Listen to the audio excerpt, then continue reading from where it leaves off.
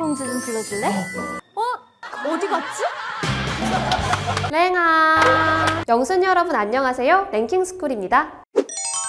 앞으로 한 달 후면 편의점에서 볼 수 없게 되는 것이 있죠? 바로 비닐봉지인데요. 오늘 11월 24일부터 환경보호를 위한 일회용품 사용 제한 확대안이 시행되면서 편의점에서 비닐봉투를 주는 것은 금지, 대신 종량제 봉투나 종이봉투만 쓸 수 있게 됐습니다. 라면과 도시락을 구매하는 경우를 제외하면 일회용 나무젓가락도 제공할 수 없게 됐다고 하는데요. 금지되는 품목은 이것뿐만이 아닙니다. 야구 경기장에서는 흔히 쓰이던 플라스틱 응원봉을, 카페에서는 일회용 플라스틱 빨대를, 백화점과 대형마트에서는 우산 비닐을 사용할 수 없게 됐죠. 그런데 이런 일회용품들 뿐만이 아니라 새해가 되면 이별을 해야 하는 것들이 더 있다고 합니다. 심지어 사라지는 이유도 가지각색이라고 하는데요. 오늘은 2023년부터 아예 사라지는 것 탑5에 대해서 알아볼게요. 5위, 유통기한.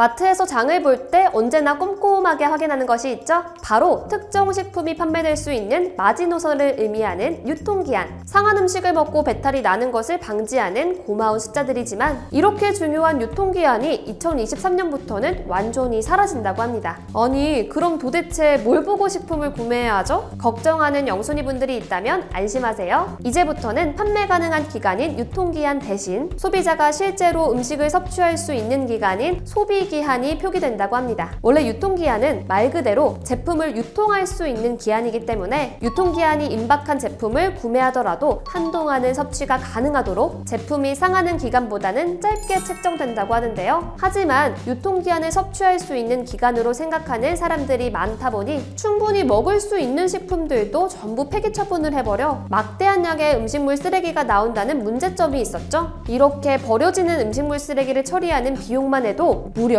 한 해 평균 1조 5,400억 원이라고 하니 소비기한으로 바꾸는 것이 타당해 보이는데요. 하지만 소비기한으로 표기가 변경될 경우 갑자기 계란은 25일, 식빵은 20일, 우유는 50일씩이나 유통될 수 있는 기간이 길어지기 때문에 그만큼 식품이 변질될 확률이 높아질 수도 있다는 우려의 목소리도 나오고 있습니다. 특히 한국은 해외보다 다소 높은 온도의 식품을 보관해도 합법이기 때문에 소비기한 도입과 함께 식품 보관 온도 기준을 낮추는 등 관련 수칙을 새롭게 손볼 필요가 있다는 지적도 이어지고 있죠. 식약처 역시 이러한 우려를 불식시키기 위해 냉장 보관 기준을 지금보다 5도 낮출 거라고 밝혔는데요. 부디 철저한 관리를 통해 음식물 쓰레기도 줄이고 안전한 음식 섭취도 가능한 새해가 되었으면 좋겠네요. 4위, 체크무늬 교복. 약속이라도 한 건지 동네마다 하나씩은 꼭 보이던 체크무늬 교복. 그만큼 우리에게는 너무나도 익숙한 무늬인데 2023년 학교에 들어오는 신입생들은 더 이상 이 교복을 입을 수가 없다고 합니다. 그 범인은 바로 저 멀리 영국의 명품 브랜드 버버리. 버버리가 한국 교복의 체크무늬 교복이 자사의 체크무늬를 베낀 것 아니냐 라며 소송을 걸어온 것인데요. 아니, 체크가 다 똑같이 생겼는데 무슨 소송이야 라는 생각이 들지만 가로 세로 3개의 선이 교차되는 버버리 특유의 체크무늬는 버버리가 직접 개발한 것이기 때문에 상표권으로 보호받고 있죠. 그렇기 때문에 법원에서도 버버리의 손을 들어주었고 버버리 체크를 베낀 교복들은 전부 교체하도록 지시한 겁니다. 교복 디자인을 바꿔야 하는 학교의 수만 해도 무려 200개에 달한다고 하는데요. 당장 교복 디자인을 바꿔야 하는 학교들과 교복 업체는 골머리를 앓게 됐죠. 이에 버버리 측은 학교가 사익을 위해 디자인을 베낀 것이 아닌 상황을 인정, 지금 당장 체크무늬를 바꿀 것보다는 해당 원단의 생산을 중단하고 신입생부터 바뀐 교복을 적용하기로 했습니다. 그 결과 2023년부터는 신입생들은 새로운 교복을 입게 됐죠. 이 소식을 접한 학생들은 뜬금없이 명품 브랜드가 소송을 걸어왔다는 사실에 황당해하는 한편 이번 사건으로 저작권에 대해 다시 한 번 더 학습할 수 있는 계기가 되었다고 밝혔는데요. 그동안 우리와 함께했던 버버리 체크, 예쁘긴 하지만 저작권 침해라니 이제 그만 보내줘야겠죠? 안녕!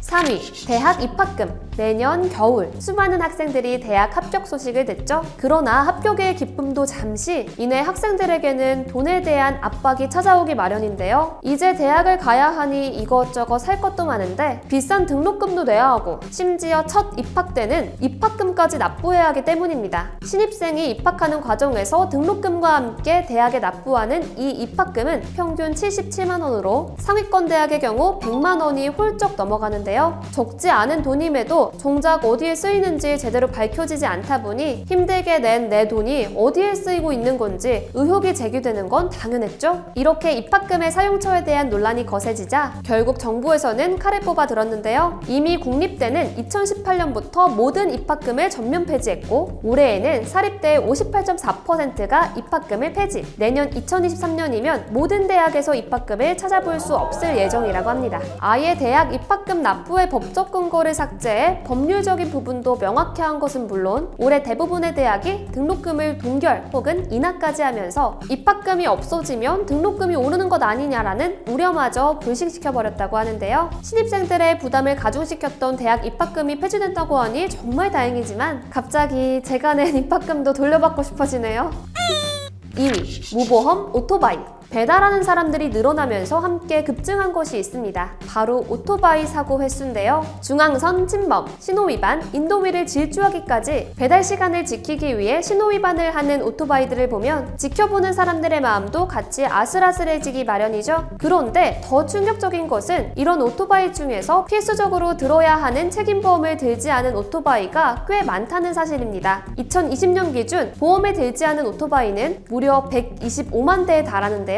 등록된 오토바이 대수가 228만 대라는 것을 감안하면 무려 절반이 넘는 수치죠. 특히 생계형으로 배달을 하는 사람의 경우 돈을 한 푼이라도 아끼기 위해 보험에 가입하지 않은 경우들이 종종 있다고 합니다. 이 때문에 본인들뿐만 아니라 오토바이로 인한 피해를 입은 사람들까지 제대로 된 보상을 받지 못하는 경우가 발생하기까지 했다고 하는데요. 그러나 다행히도 2023년부터는 이러한 오토바이를 볼 수 없게 된다고 합니다. 2023년부터 무보험 차량들의 등록이 아예 말소되는 법이 시행되기 때문인데요. 모든 오토바이들은 의무적으로 보험에 가입해야 하고 이를 통해 그동안 체계적인 등록과 관리가 어려웠던 오토바이를 더 꼼꼼하게 관리할 수 있게 된다고 합니다. 2023년부터는 빠른 배달보다 안전한 배달이 정착될 수 있으면 좋겠네요. 1위, 인터넷 익스플로러.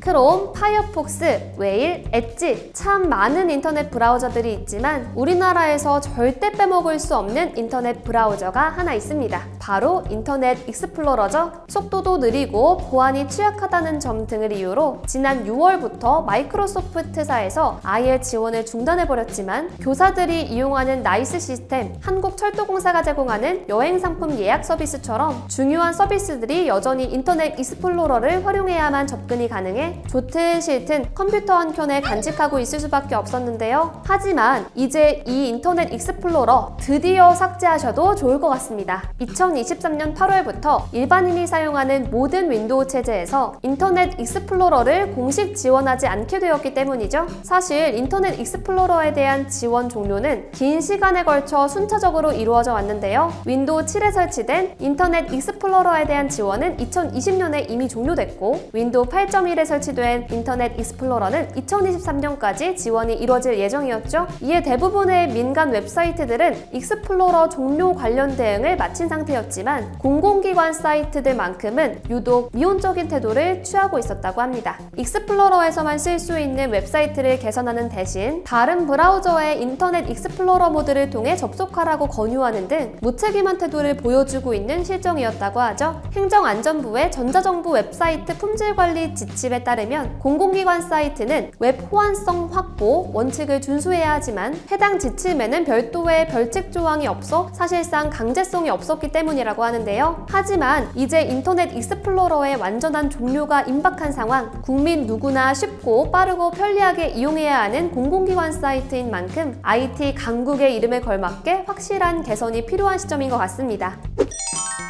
계단으로 올라 버스에 타는 사람들. 하지만 2023년부터는 이런 버스가 더 이상 도입되지 않는다고 하는데요. 이제부터 노후된 시내버스를 교체할 경우 필수적으로 저상버스로 바꿔야 하기 때문입니다. 기존에 쓰던 계단이 많은 버스들은 가성비가 좋은 데다 유지보수도 쉬워서 많은 버스 회사에서 애용했지만 대신 휠체어를 탄 장애인이나 고령자, 임산부 같은 교통약자들이 이용하기에는 불편하다는 지적이 많았는데요. 이를 해결하기 위해 출입문에 계단이 없거나 하나만 있는 저상버스를 도입하기로 한 것이죠. 그리하여 2026년까지 전국에 있는 시내버스의 62%를 저상버스로 교체하고 이를 위해 5년간 약 1조 2천억 원의 금액을 투자할 예정이라고 합니다. 이렇게 시간이 지나고 시대가 변하면서 사라지는 것들이 점차 많아지고 있는데요. 이러한 작은 변화들이 모여 2023년에는 보다 더 많은 사람들이 공존할 수 있는 세상이 되면 좋겠습니다. 지금까지 랭킹스쿨이었습니다. 감사합니다.